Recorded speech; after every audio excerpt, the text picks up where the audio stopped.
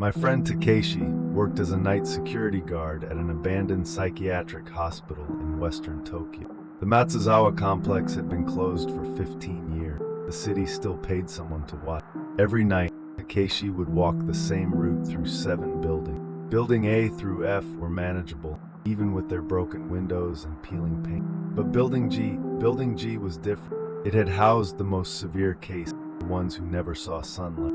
The isolation ward on the 3rd floor still had restraints attached to rusted bed frames. Takeshi told me he could handle the scratches on the wall, strange stains on the floor. What he couldn't handle was the humming. Every night at exactly 2:47 a.m., someone would start humming in room 307. A soft, childlike melody that echoed through the empty corridor. The first few times, he thought it was his imagination. But then he started recording his rounds on his phone. The humming was there, clear as daylight on the recording. One night, curiosity got the better of him. He decided to wait outside room 307 to see what would happen. 2 a.m. came, and the humming began right on schedule. Takeshi pressed his ear against the door and heard something else. Footsteps, pacing back and forth, back and forth. But room 307 was empty. He'd checked it 100 times. He turned the handle slowly and pushed the door open. The room was exactly as always. Empty bed frame, broken window, nothing more. But the humming continued, coming from somewhere inside the walls themselves. Takeshi shined his flashlight around the room and froze. On the wall, fresh scratches spelled out words in shaky handwriting. I want to go home, I want to go home, I want to go home. The same phrase repeated dozens of times. But these scratches weren't there during his evening patrol. He was certain. The humming stopped abruptly, and the temperature in the room plummeted. Takeshi's breath formed clouds in the suddenly frigid air. That's when he heard it, a whisper right behind his ear. Take me home. He ran from that room, from that building, from that job. 3 days later, the hospital hired a new security guard. The new guard lasted exactly 1 week before he too quit without explanation. They say room 307 still echoes with humming every night at 2:47 a.m. And the scratches on the wall, they keep multiplying. Last spring, my university classmate Yuki decided to photograph abandoned buildings for her final project. She'd heard about an old psychiatric hospital in the mountains of Gunma Prefecture. The Akagi Sanatorium closed in 1987 after a series of unexplained incidents. Yuki drove up the winding mountain road on a gray October afternoon. The hospital sat like a concrete tumor against the autumn mountainside. 3 stories tall, with broken windows staring like dead eyes. She spent the first hour photographing the exterior, capturing the decay. But the real art, she knew, would be found inside. The main entrance was chained shut, but a service door hung open like a mouth. Inside, the smell hit her immediately. Mold, rust, and something else. Something sweet and rotten that made her stomach turn. The hallways were littered with medical equipment, wheelchairs, IV stands, gurneys, all covered in a thick layer of dust and bird droppings. Yuki's camera clicked steadily as she documented room after room. Patient rooms with restraints still attached to bed frames. A recreation room with a piano missing half its key. But it was on the 2nd floor, in what used to be the children's ward, where she found them. Photographed, hundreds of them, scattered across the floor of one room. Old black and white portraits of patient children mostly. Their eyes seemed to follow her as she moved around the room. She knelt down to examine them more closely and noticed something disturbing. In every single photograph, someone had scratched out the patient's face, deep gouges through the emulsion, as if trying to erase their existence entirely. Yuki began photographing these damaged pictures, creating art from tragedy. That's when her camera's flash revealed something she hadn't seen before. On the wall behind the scattered photos, someone had written in what looked like dried blood. They made us disappear, but we remember everything. The handwriting was childish, unsteady, desperate. Yuki felt a chill run down her spine. She kept photographing. As she adjusted her camera settings, she heard something that made her blood freeze. Children's voices singing a lullaby somewhere in the building. She tried to tell herself it was the wind, but the melody was too clear, too deliberate. Yuki packed her equipment quickly, but as she turned to leave, She noticed her camera's LCD screen showing her most recent shot. In the corner of the frame, barely visible, was the shadow of a small figure, a child standing in the doorway behind her. But when she spun around, the doorway was empty.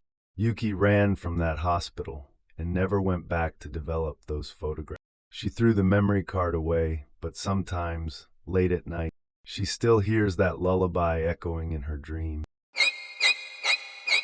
My cousin worked for a medical waste disposal company in rural Shizuoka.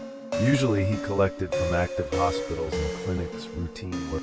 But one day his supervisor handed him an unusual request, a final cleanup at the old Fuji Highland Psychiatric Center. The place had been abandoned for 12 years, but apparently some medical waste had been left behind during the hasty closure. The facility sat in a valley surrounded by dense cedar forest.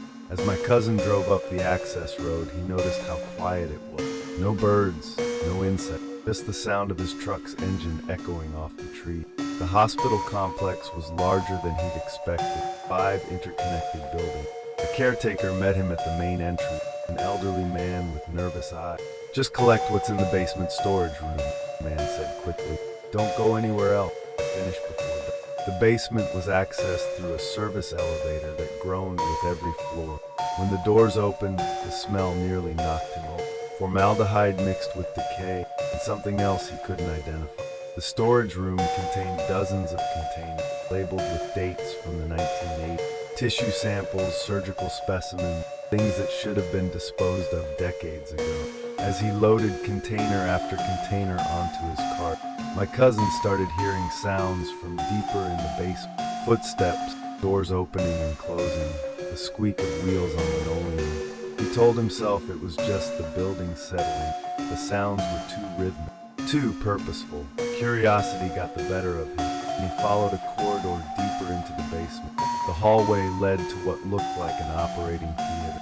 Something was wrong. The surgical lights were on, casting harsh shadows across stained metal tables. But this hospital had been without power for years. On the central table, something was covered by a yellowed sheet. The sheet moved slightly, as if something underneath was breathing. My cousin approached slowly, his heart pounding in his chest. He reached for the edge of the sheet and pulled it back. Nothing. The table was empty, but the metal surface was warm to the touch. That's when the surgical lights began flickering, faster and faster. And in the strobing light, he saw them. Shadows moving around the operating theater. Silhouettes of doctors and nurses performing surgery on patients that weren't there.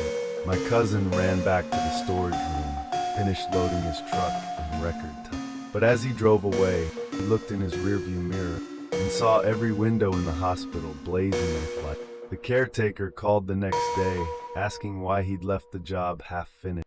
But my cousin had collected every container on the manifest. The caretaker insisted there were dozens more containers in the basement.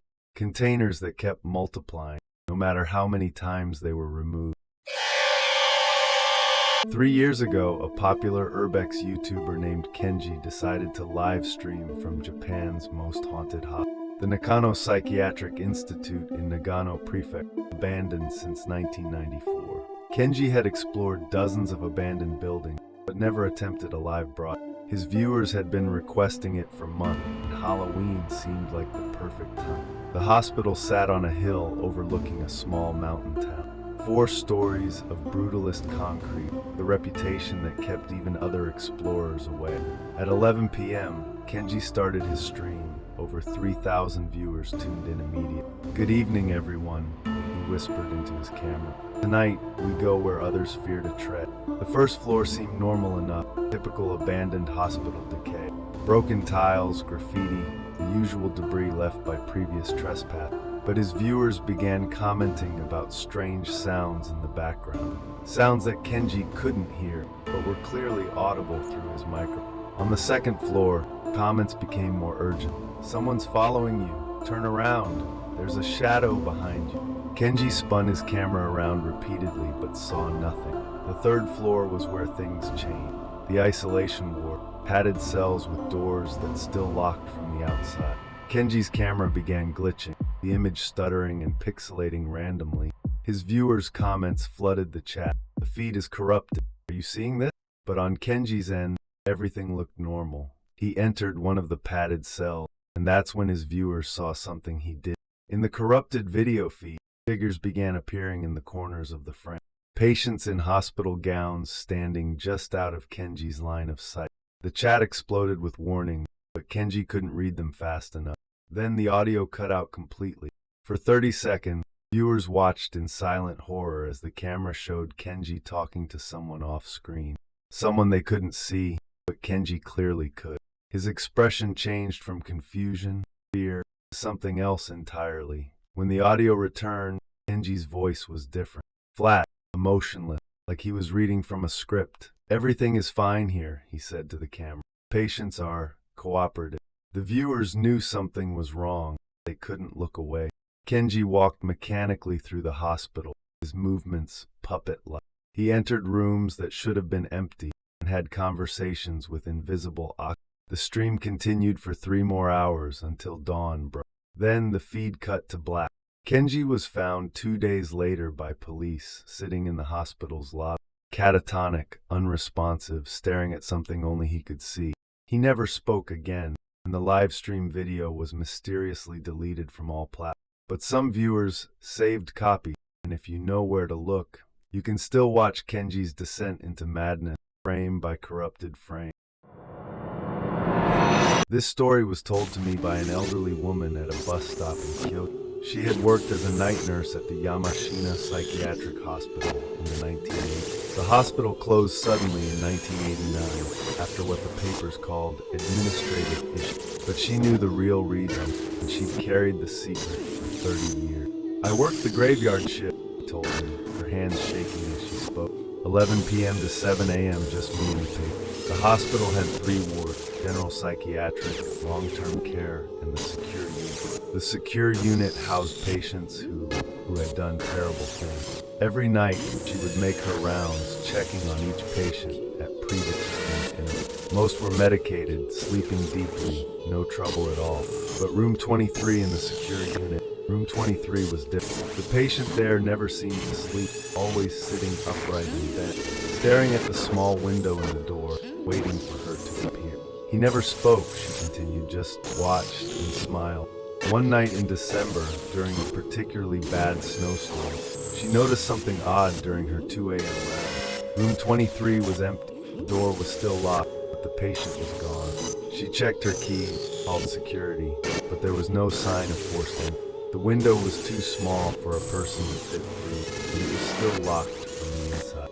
As she stood in the empty room, trying to understand what had happened, she heard something that made her blood freeze. Her own voice coming from the hallway, making the standard announcement. Medication time for Ward B, medication time for Ward B.